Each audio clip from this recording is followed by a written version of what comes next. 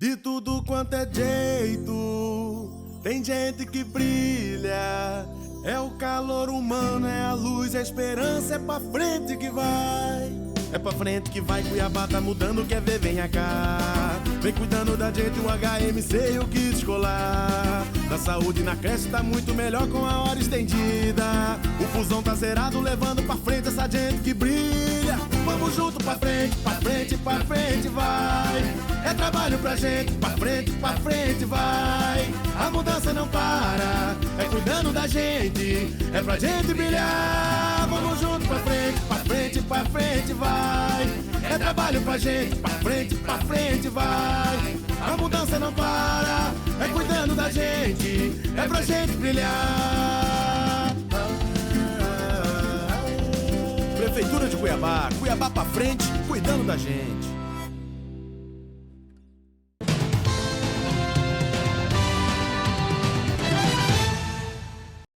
Olá, você que acompanha o RDTV diariamente. Hoje nós temos aqui como convidado o prefeito de Cuiabá, Emanuel Pinheiro, do MDB. Prefeito, novamente, bem-vindo. Obrigada pela sua presença aqui conosco. Muito obrigado, Lídia. É um prazer enorme estar aqui.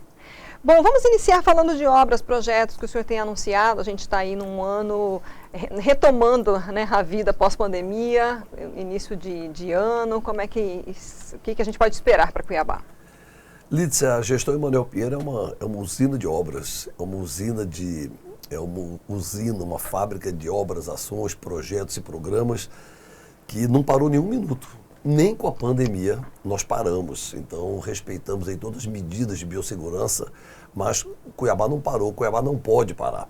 E mesmo no período pandêmico, nós continuamos essas linhas de entregas, de realizações e de valorização da vida das pessoas, principalmente os mais carentes, os menos favorecidos, através de um amplo programa de inclusão e justiça social, coordenado pela primeira-dama Márcia Pinheiro e outros tantos da nossa gestão. E, para você ter uma ideia, neste ano de 2022, o primeiro dia útil do ano, dia 3 de janeiro, eu estava lá no bairro Ribeirão do Lipa, entregando uma unidade básica de saúde totalmente reformada, ampliada, climatizada, ganhando uma cadeira odontológica, certo? E ainda lançando o Climatizar é Humanizar em todas as dependências daquela unidade, inclusive na recepção, onde estão os trabalhadores e onde está a causa e a razão de tudo, que é a população SUS, os nossos grandes clientes, né? A causa e a razão da própria existência da saúde pública. Então, nesse ritmo, nós não temos parado. E assim foi janeiro, fevereiro, março, agora em abril, em homenagem aos 303 anos de Cuiabá, já várias obras já foram entregues, outras tantas estão sendo planejadas. Por exemplo, entregamos, antes de ontem, a Praça Santos Dumont, uma das praças mais tradicionais de Cuiabá, totalmente revitalizada e ganhando ainda uma fonte luminosa, lançando o programa idealizado pela primeira-dama Márcia Pinheiro, Cuiabá, capital das águas. Todas as praças que puder e rotatórias da cidade vão ter fontes luminosas, coloridas, embelezando mais ainda a nossa cidade e amenizando o nosso clima, que é um clima muito quente. E agora, nessa próxima semana, estaremos entregando o Jardim Vitória 100% asfaltado, asfalto padrão gestão Emanuel Pinheiro, qualidade total, com drenagem, meio-fio e calçada. Com isso eu fecho um compromisso que há mais de 10 anos a população da região espera. Jardim Florianópolis 100% asfaltado, já entreguei. Jardim União 100% asfaltado, já entreguei.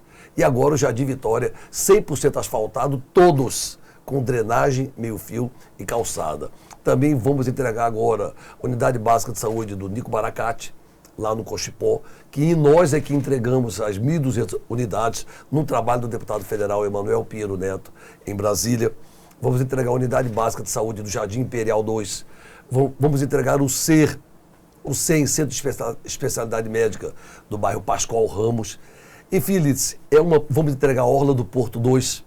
Vamos entregar a primeira etapa do Mercado do Porto, uma obra gigantesca, valorizando, climatizando e ampliando esse ícone da nossa cultura, da nossa gastronomia, do nosso mercado varejista, que é o mercado do Porto, patrimônio da população cuiabana, patrimônio da cuiabania, enfim, um mundo de obra. Eu falei aqui algumas delas, todas, umas já entregues, outras que estão sendo, a maioria sendo entregue daqui para frente, em comemoração aos 303 anos da nossa linda capital. Quais são os projetos para o trânsito de Cuiabá, que é uma das reclamações que a gente ouve constantemente?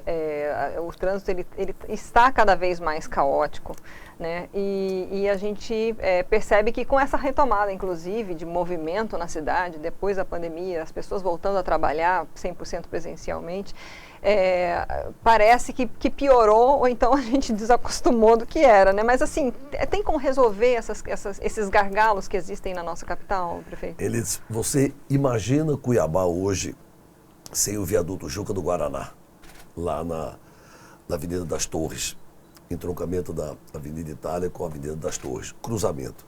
Imagina Cuiabá hoje sem o viaduto Murilo Domingos, lá na Beira Rio, no trevo da Ponte Sérgio Mota. Já são respostas à sua pergunta da minha gestão. São os dois primeiros viadutos, são os dois únicos viadutos da história de Cuiabá, feitos exclusivamente com recursos da Prefeitura Municipal de Cuiabá, feitos pelo município, certo? Então, na história de Cuiabá, de todos os viadutos que nós temos, todos foram feitos pelo Estado ou pelo governo federal.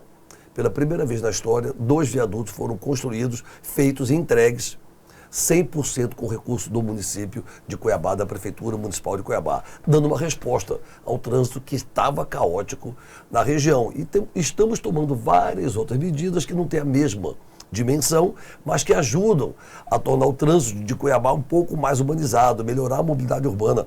Até porque Cuiabá é uma cidade tricentenária, né? Veio do ciclo do ouro, de um centro acanhado, com ruas estreitas e se desenvolveu nos últimos 50 anos sem planejamento praticamente. Então, acabou causando aí, o município que teve que ir atrás do desenvolvimento sem um planejamento maior, o que causou aí, em alguns pontos, até um estrangulamento, um colapso do trânsito e prejudicando muito a mobilidade urbana. Mas nós temos já a resposta. Além dessa que já entregamos, eu lanço agora também, no mês de abril, dentro aí dos 15 dias mais ou menos, eu lanço a autorização para a abertura do edital de licitação, vou dar autorização para se iniciar o edital de licitação dos 2 viadutos da Miguel Sutil, um sob o trevo do Centro de Eventos Pantanal e o outro sob o trevo Santa Rosa, sentido Goiabeira e Sucuri. E também a trincheira do Círculo Militar. Meu compromisso do Estopa foi um compromisso de campanha em 2020, então agora em comemoração ao aniversário de 303 anos da nossa linda capital, eu estarei já autorizando, aí dando início a licitações dessas 3 obras que vão impactar diretamente na mobilidade urbana da região. Já entreguei a alça, né, a Avenida Vereador Enio Caldarte, que liga a República do Líbano, ali em frente ao Clube Monte Líbano, ao trevo do Detran. Então ali já descongestionou muito, certo, aquela região. Poucos dias depois, não tem um mês atrás, eu entreguei a outra avenida, Avenida Jornalista Luiz Acosta, que liga a República do Líbano, um pouco abaixo do Monte Líbano, até o trevo da Assembleia, na ponta do Parque das Águas, também soltando aquela região. E já determinei, já autorizei fazer aí a grande obra de mobilidade urbana ali no trevo do Posto Bom Clima, que vai para a Guia, que vai para a Chapada, que causa um congestionamento enorme. Apesar de termos feito essas 2 alças, essas 2 avenidas de retorno e de descongestionamento do trânsito, nós precisamos ainda melhorar, né, urbanizar aquele trevo que já passou, eu acho que causa é pouco para falar sobre o engarrafamento de veículos, principalmente nos horários de pico. E dessa forma estamos estudando vários pontos da cidade, através da nossa competente equipe da mobilidade urbana, sob o comando do secretário Juarez Samaniego. Foi noticiado recentemente a possibilidade de aumento de tarifa de ônibus, né, de 4,10 para 4,95, 20%. Como é que está essa questão, prefeito? Vai ter aumento? Bom, Lídice, eu tenho 5 anos e 4 meses que tenho orgulho de ser o prefeito da capital. E já de longe eu sou o único prefeito da história que menos aumento concedeu, certo? Então acho que foi 1 ou 2, se foram, muito foram 2. E é contratual, precisa ser feito, né? Então, só que eu tinha a seguinte filosofia, isso eu falei em praça pública. Certo? Tarifa tem que ser dada, é a forma de remunerar o sistema e é assim no mundo inteiro. Só que Cuiabá estava pagando uma tarifa muito cara, estava ou está, né? Aí nós estamos avançando ainda, estava pagando uma tarifa muito cara para a prestação de serviço que lhe era oferecida. Então eu até cheguei a falar, estou pagando, a população paga um filé e é servido carne de segunda, é servido músculo para ela. Então eu falei, só falo de tarifa, apesar de reconhecer os aumentos terríveis do diesel. O diesel aumentou de forma escalonada, aí, de forma absurda nos últimos meses. Eu acho que aumentou umas 4 vezes, ou 5, se não mais, aí, umas 3 ou 4 vezes, eu tenho certeza.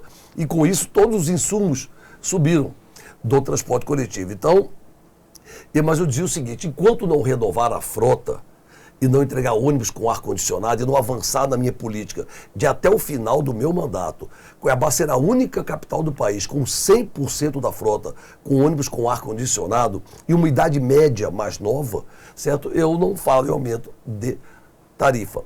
E agora eu entreguei, certo? Com a entrega agora da semana retrasada, eu entreguei 150 ônibus 0 quilômetros, todos com ar-condicionado, todos com câmeras de segurança, 2 para fora e 2 para dentro do veículo, todos com espaço para a pessoa com deficiência e todos com elevador para o cadeirante. Com isso, hoje, Cuiabá é uma das poucas cidades do país que 70% da frota já tem ar-condicionado. Então agora, com isso, eu tenho que ter responsabilidade com o equilíbrio econômico e financeiro do sistema. A ASEC já reuniu o Conselho em dezembro do ano passado, o Conselho autorizou esse aumento da tarifa de R$ 4,10 para R$ 4,95 e agora, com o compromisso cumprido com a população de se avançar na melhoria da qualidade, da prestação dos serviços para os usuários do transporte coletivo, já estamos avaliando em virtude do aumento do diesel e dos insumos de uma forma geral, em dar essa recomposição, que na verdade eles pediram, foi 5,70, 5,80, uma coisa assim, que representaria um percentual das perdas em virtude do aumento do diesel e dos insumos, mas aí é inadmissível, né? Então aí o próprio Conselho balizou isso, moderou isso e deu um aumento em dezembro. É eu que estou segurando aqui, mas em dezembro já estava autorizado um aumento de R$ 4,95. Então, estamos avaliando agora, estudando, para ver se já bateu o martelo, autorizamos esse aumento aí para as próximas semanas. Ah, sim. Então não tem ainda uma data prevista? Não tem. Não tem, que eu ainda estou vendo, estou estudando, estou analisando com a equipe. Quero saber, lá em Brasília está se voltando uma PEC para subsidiar o transporte coletivo. Se essa PEC sair agora, por exemplo, então dá para esperar um pouco. E com o subsídio, o município ajuda a segurar a onda, aí subsidiando aquilo que a população não aguenta pagar. Então eu preciso ver, se não sair, aí não tem outro caminho, até porque eu tenho a minha responsabilidade como gestor e com o equilíbrio econômico-financeiro do sistema, do contrato e do sistema. O BRT como modal, se vier e quando vier, na sua visão, vai desafogar, vai realmente contribuir para o transporte público da capital? Olha, um dos aspectos do BRT, Jéssica, além da violência contra a população cuiabana e vazagrandense, de se jogar fora 1 bilhão e 100 milhões de reais já gasto com o VLT e voltar, que representa o futuro, a modernidade, e voltar ao passado, o mesmo veículo, a mesma proposta, o mesmo projeto de 50 anos atrás, de 40 anos atrás, está se oferecendo agora, está se vendendo como inovação, como modernidade para a população cuiabana e vazagrandense, em detrimento daquilo que é a quebra de paradigma, daquilo que é o moderno, daquilo que é a verdadeira inovação e revolução no transporte coletivo, que é o VLT. Então, ninguém conhece a proposta do BRT, a não ser o governo do estado. Não se discutiu, Cuiabá não participou, Várzea Grande não participou. Foi uma medida goela abaixo, por isso que ela está sendo questionada. Por isso que já tivemos algumas vitórias parciais na Justiça, no próprio Ministério do Desenvolvimento Regional, nos órgãos de controle, como o Tribunal de Contas do Estado e Tribunal de Contas da União, e provocamos todos, e devemos provocar, Justiça Estadual, Justiça Federal, porque é o interesse do povo cuiabano que está em jogo. Então, eu não posso nem te responder essa pergunta, porque eu, como prefeito da capital, não conheço a proposta do Estado. ela não foi publicizada, ela não foi debatida, ela não foi, ela não ouviu o maior interessado, que é o município. Ela não ouviu o maior interessado, que é a população cuiabana e a população vazegrandense. Ela não ouviu os técnicos, as autoridades de Cuiabá e de Várzea Grande. Então, não tem nem como responder. Eu tenho certeza que da forma como foi feita, não atenderá, certo? A população cuiabana no que diz respeito à modernidade, à qualidade, à dignidade no transporte de passageiros da nossa capital.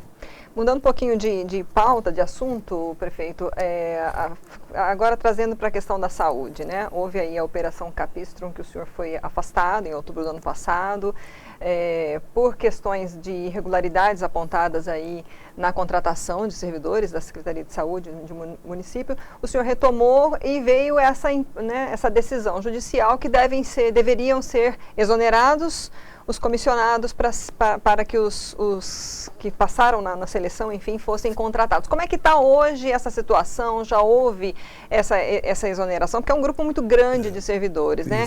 Como é que está atualmente essa questão dos servidores da Secretaria, prefeito? Lídice, não era exoneração de comissionados, de contratados. Contratados. De contratos temporários que existem no país inteiro, existe em todos os municípios, de todos os estados, existe contrato temporário na saúde. A própria Constituição permite o contrato temporário na saúde, até pela dinâmica da saúde.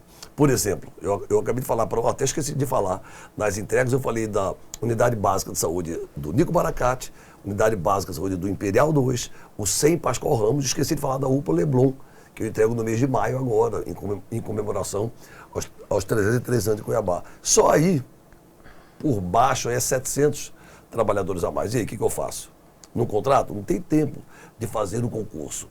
Mas, agora, dá para fazer o seletivo, já fizemos o seletivo, teremos que fazer novo seletivo, teremos que fazer, porque a saúde é muito dinâmica e principalmente uma gestão realizadora como a nossa, há um planejamento muito grande, certo, de entregas para melhorar o atendimento da população, principalmente na atenção básica e na atenção secundária, em unidades básicas de saúde e de UPAs e policlínicas, por exemplo, entendeu? Uma melhoria constante. E mais, ordem judicial não se discute, se cumpre, entendeu?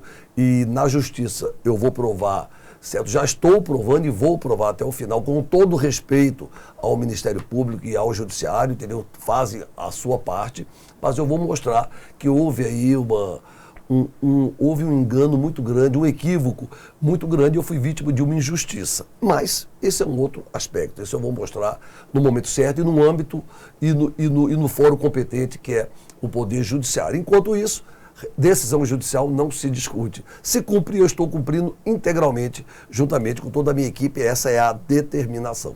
Já houve troca de 100% dos servidores? Já houve, já está vendo, e constantemente estamos informando ao desembargador relator, desembargador Luiz Ferreira, entendeu? E estamos adequando, mostramos também a ele, porque determinaram que tinha que se fazer de forma imediata, mostramos a ele que isso praticamente levaria ao colapso da rede. Ele entendeu, viu que nós tínhamos razão, aí retomou os prazos, certo? Enquanto nós aceleramos o processo seletivo, enquanto nós aceleramos a nomeação do processo seletivo já realizado, enquanto nós aceleramos também o concurso público, que não se faz do dia para a noite, em pouco tempo. Mas está tudo sob controle e tudo sendo devidamente informado, com toda a transparência ao Poder Judiciário, especificamente ao desembargador relator Luiz Ferreira.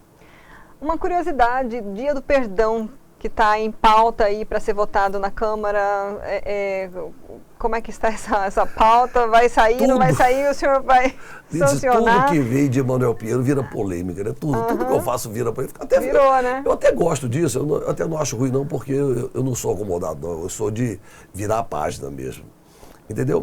O Dia do Perdão, primeiro, é a minha natureza.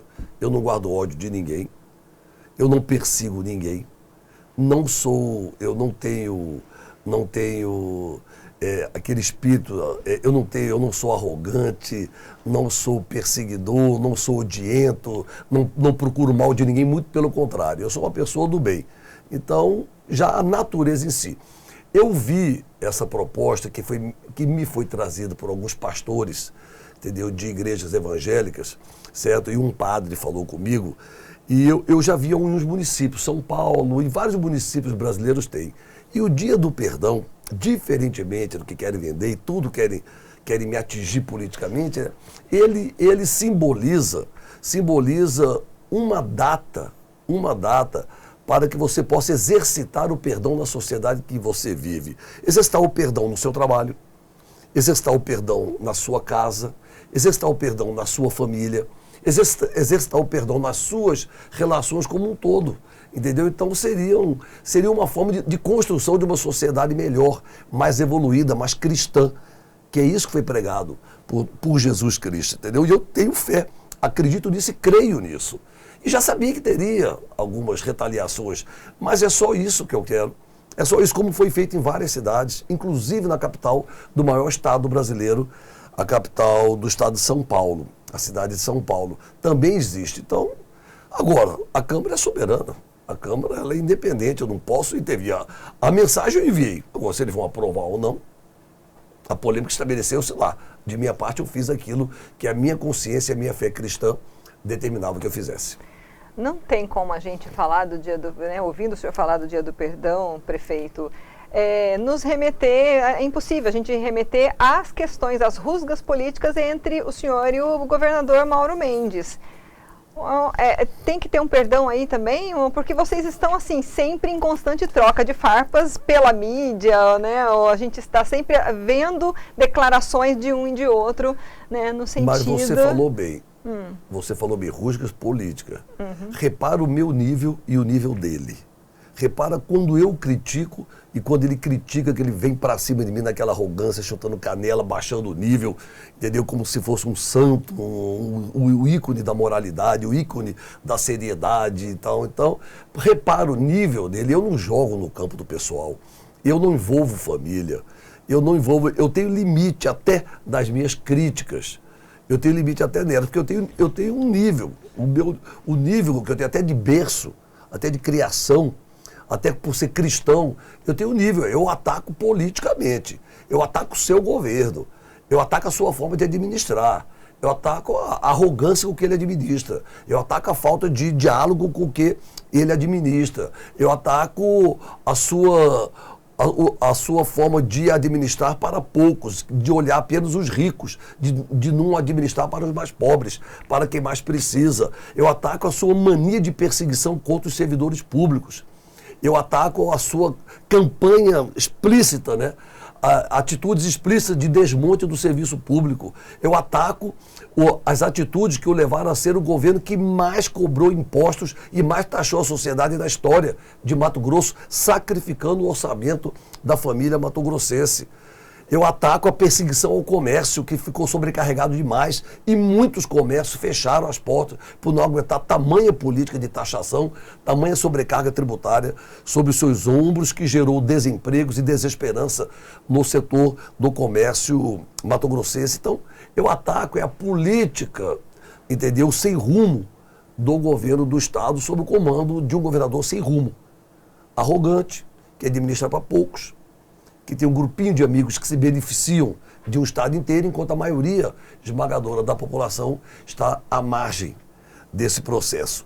Então, se você comparar, você vê que as minhas críticas, como você disse, são políticas.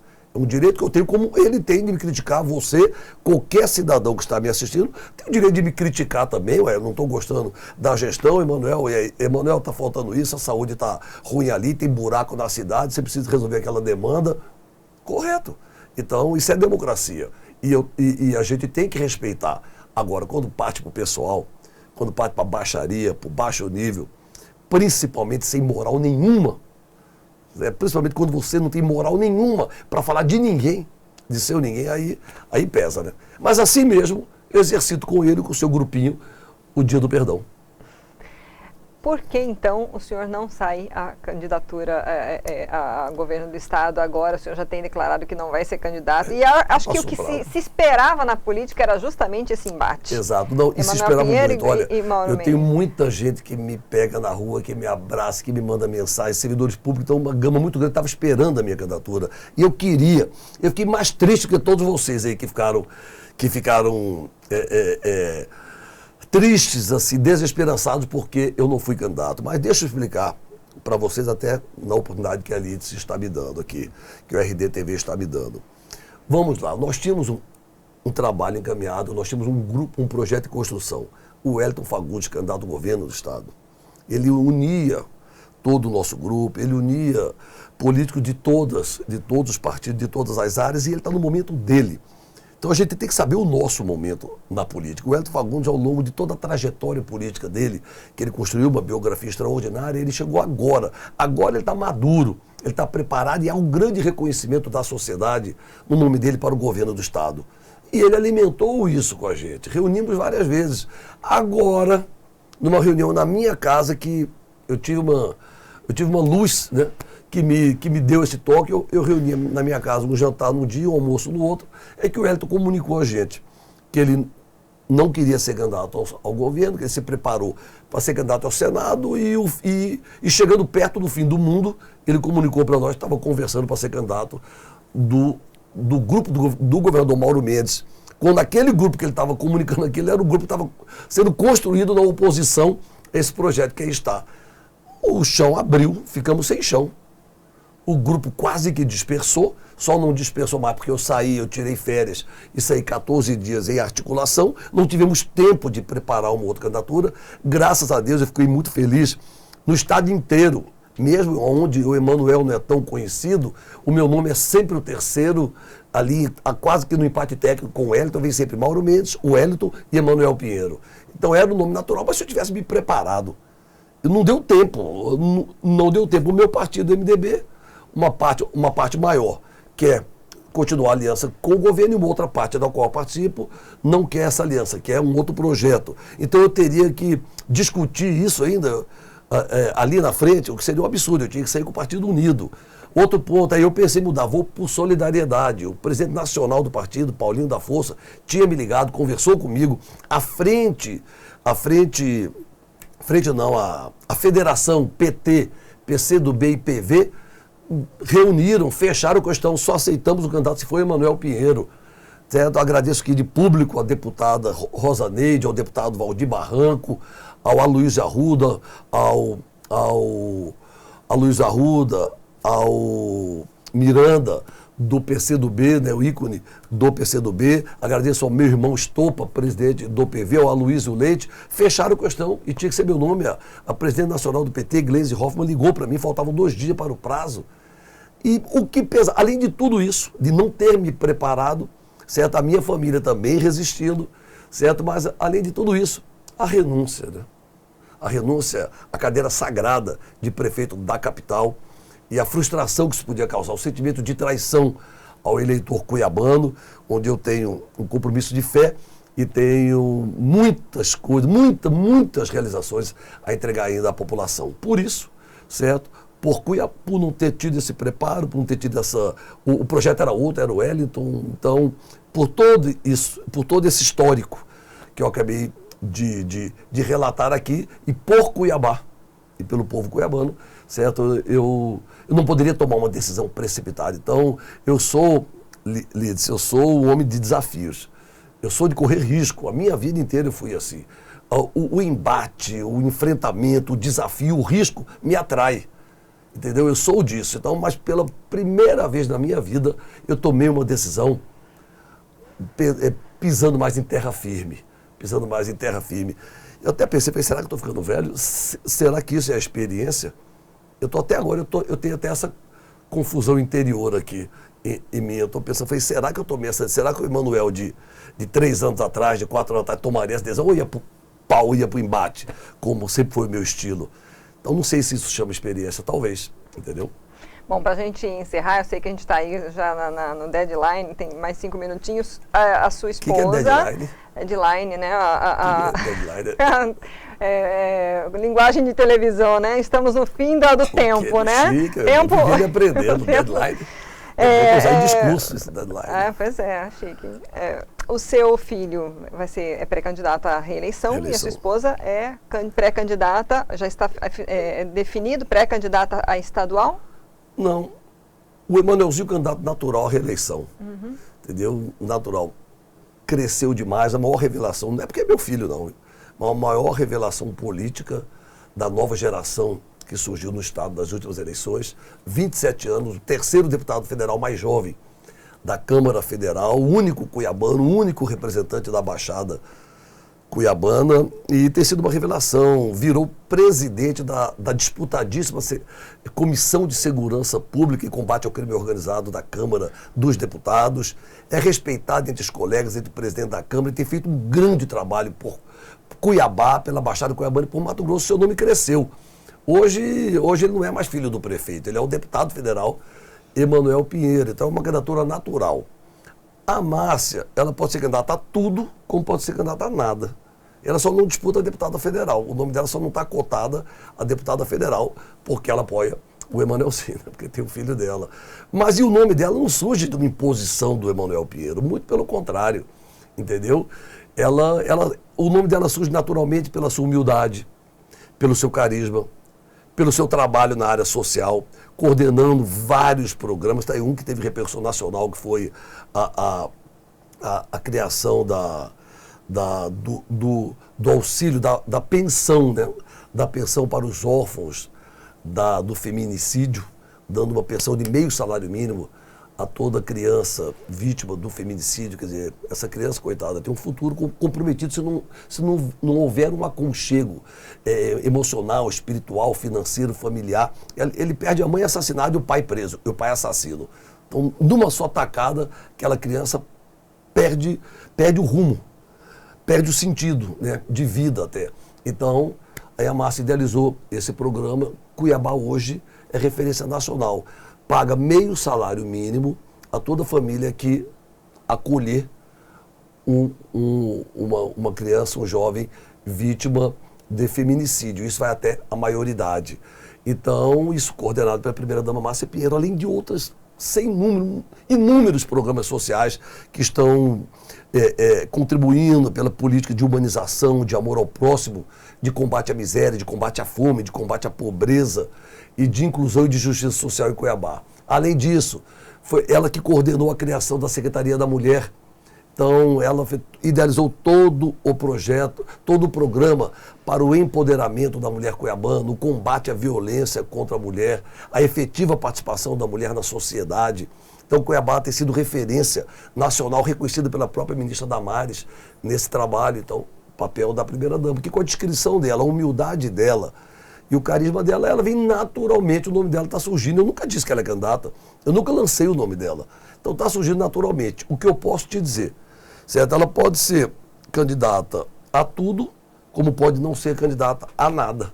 E tem que continuar contribuindo como primeira-dama, que já é uma dádiva, uma bênção de Deus na nossa vida, e retribuir isso trabalhando muito pelo povo cuiabano, principalmente por quem mais precisa. Ok, muito obrigada novamente, prefeito, pelas suas informações. Obrigado, Litz, chegando no deadline. Né? Chegou. Muito obrigado, um prazer enorme, uma honra estar aqui com vocês no RD e prestando contas aí do nosso trabalho a toda a população da nossa capital. Prazer enorme.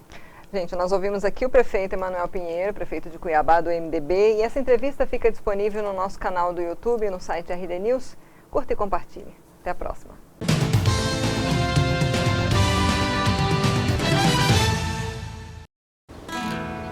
Assim como o sol, nossa gente nunca para de brilhar. Tem gente que brilha nos pedais. Outros brilham fazendo arte. Tem gente que brilha com a bola. E gente que brilha gerando gentileza. Tem gente que brilha para que em breve a nossa cidade possa brilhar ainda mais. E tem gente que, para brilhar, só precisa de cuidado e proteção. Em uma palavra, humanização. Porque para cada pessoa que brilha em Cuiabá, tem uma gestão que trabalha e cuida para esse brilho jamais se apagar. E é por isso que Cuiabá vai continuar andando para frente, cuidando do que temos de mais valioso: a nossa gente. Prefeitura de Cuiabá. Cuiabá para frente, cuidando da gente.